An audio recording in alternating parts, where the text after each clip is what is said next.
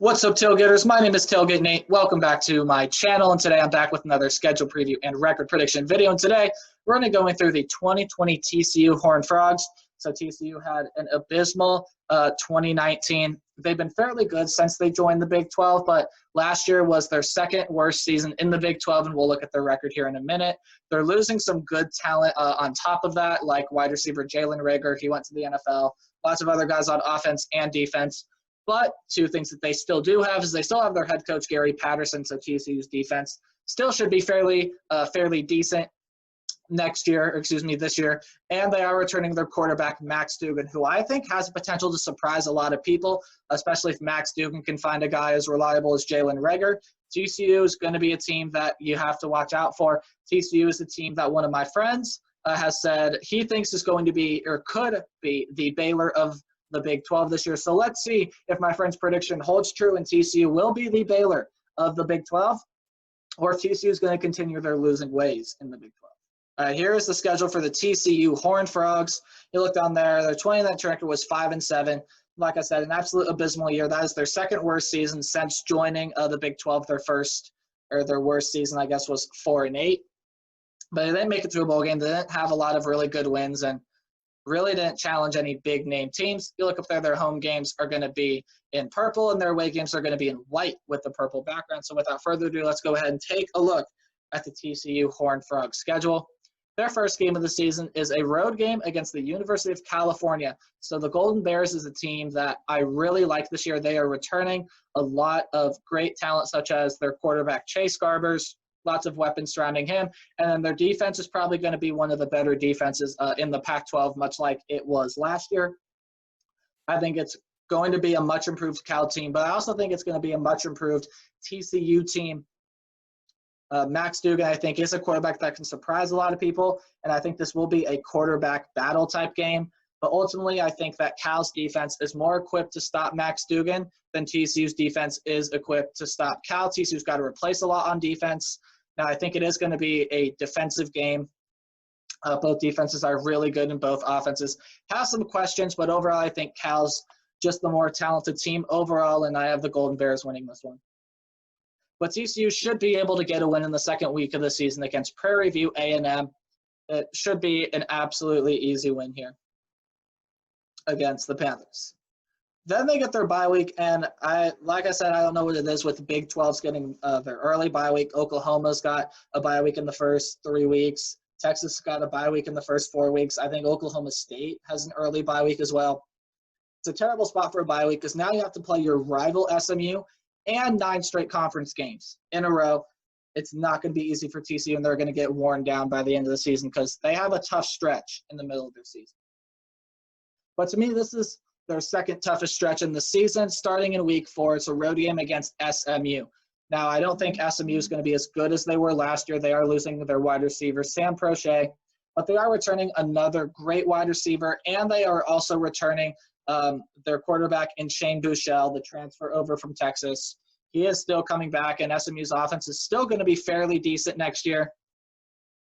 Their defense, though, I think has some questions, and they've got to replace some guys there on defense. But overall, SMU is still going to be a really solid team.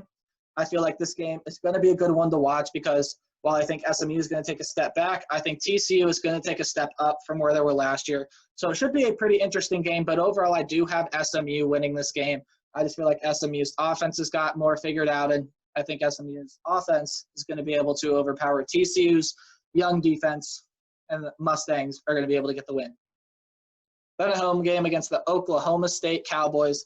Oklahoma State should watch out for this one because I think especially TCU can come off a win against their rival in SMU. It's going to be a really good game to watch, and TCU is going to want to build momentum for the tough stretch that they have there in the middle of the season. I think this one's going to be closer than a lot of people think, but I do have Oklahoma State winning this one. TCU is not going to start out the season very well. I have them starting out the season 1-3.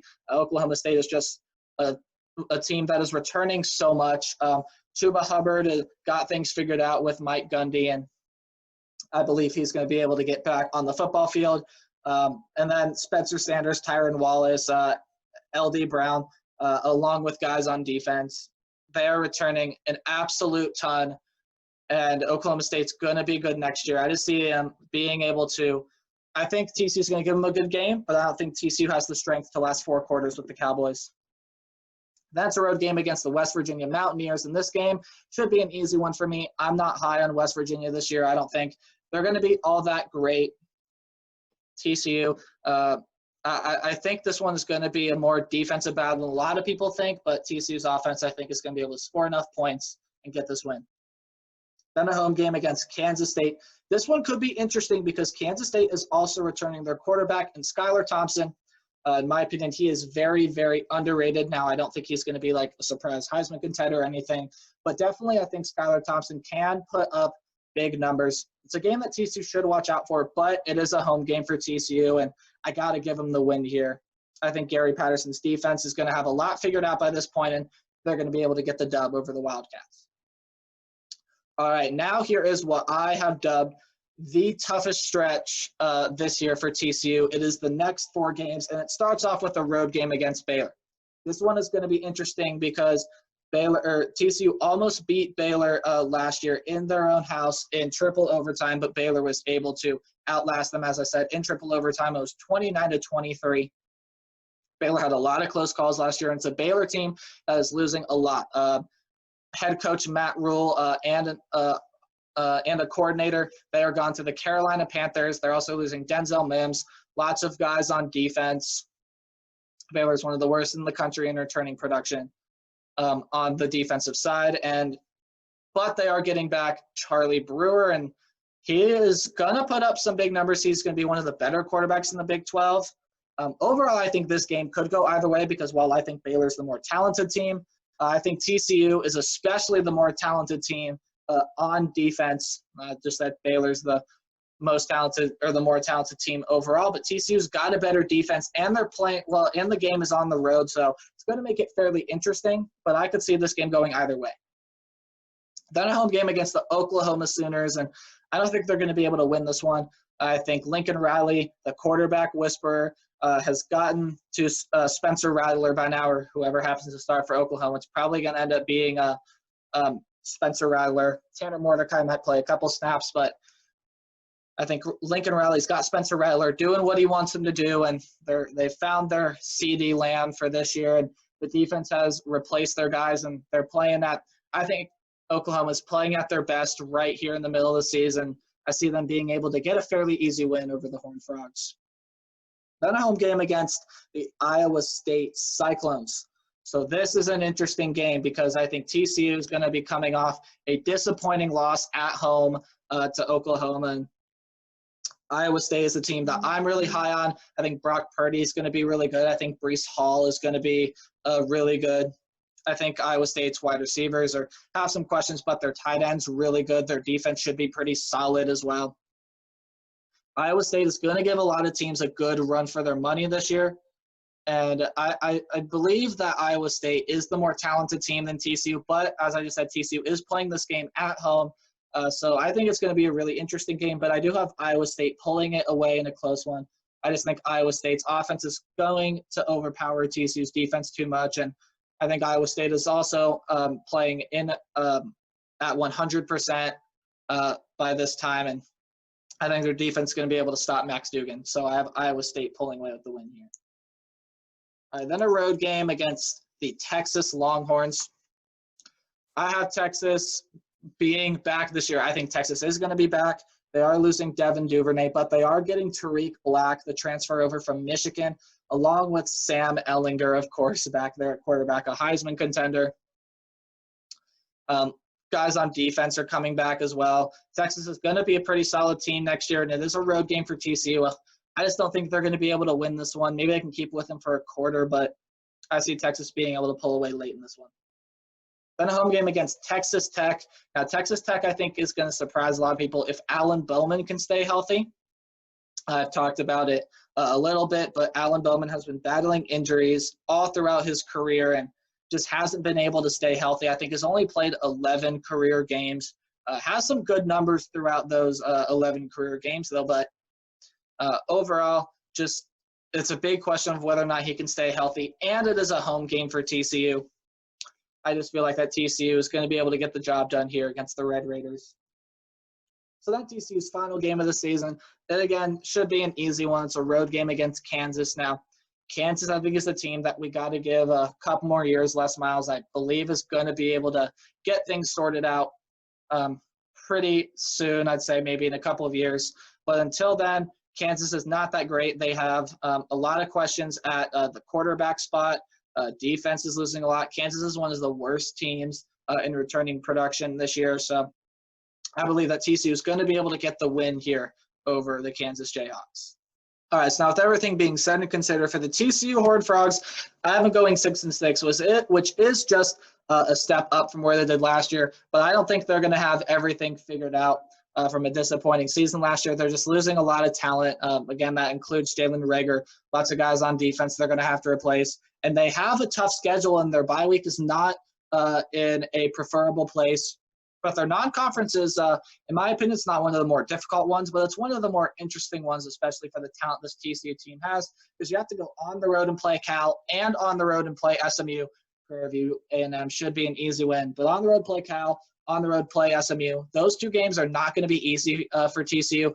Then right after that, they have to play Oklahoma State. So I could see them starting out 1-3, and I think it's going to lead just to not that great of a year for TCU. Now, I have them at 6-6 because out of Cal, SMU, Oklahoma State, Baylor, Oklahoma, Iowa State, and Texas, I see them being able to win at minimum one of those games, and that's where I'm playing it safe with TCU at 6-6. I just feel like there are a lot of games that they could lose on the schedule, and the games that I didn't mention, Prairie View A&M, West Virginia, Kansas State, Texas Tech, and Kansas, I think are going to be fairly easy wins for them. They do get to play Oklahoma State, Oklahoma, and Iowa State at home. Texas, Baylor, Cal, SMU are going to be on the road, so those games are going to be challenging. But I see them probably being able to get a win there against one of those 7 teams, and why I have them at 6-6. All right, so now let's move on to the record range and what this is. I take this team's worst-case scenario along with their best-case scenario, and the worst-case scenario I have for TCU is 4-8. Their bye week is not in a good spot. They have to play 10 games in a row. The scenario is going to start with an early season loss to Cal. They'll get a win against Prairie View A&M, but then their bye week, they have to play 10 straight games, including a rivalry game and 9 straight conference games. Lost to SMU, lost to Oklahoma State, lost to Baylor, lost to Oklahoma, lost to Iowa State, lost to Texas. Then they're on a bad momentum streak. I think they'll lose to Texas Tech in this scenario as well.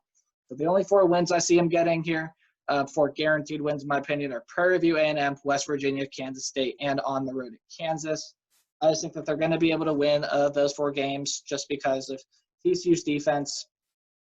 But overall, if they can't replace Jalen Reagor, can't replace their guys on defense, and TCU is just in a downward trend, they could tie their worst record since joining the Big 12, which is 4-8. Now let's move on to their best-case scenario, which in my opinion is going to be 9-3. Losing Jalen Reagor is big. They lost a lot of guys on defense, as I've said multiple times throughout this video. But I think they can get a win on the road against Cal. It's going to be an interesting game to watch, and I feel like they can get a win there. I feel like they can get a win on the road at SMU, and I feel like, as I said, they're going to probably be able to beat 1, if not 2, of the 5 teams above them in the Big 12 that are Oklahoma State, Baylor, Oklahoma, Iowa State, and Texas in no specific order. But I feel like 9-3 is absolute best-case scenario for TCU. Now, they have a hard road and hard schedule and a hard stretch, and that's where I think they're going to lose the majority of their games. That's in the beginning of the season and in the middle of the season. But overall, I really do like this TCU team. I think they're going to start being able to head in the right direction this year and possibly could come away with a 9-3. I think that's going to surprise a lot of people, especially with what they did last year. But by no means do I think TCU is going to be this year's Baylor.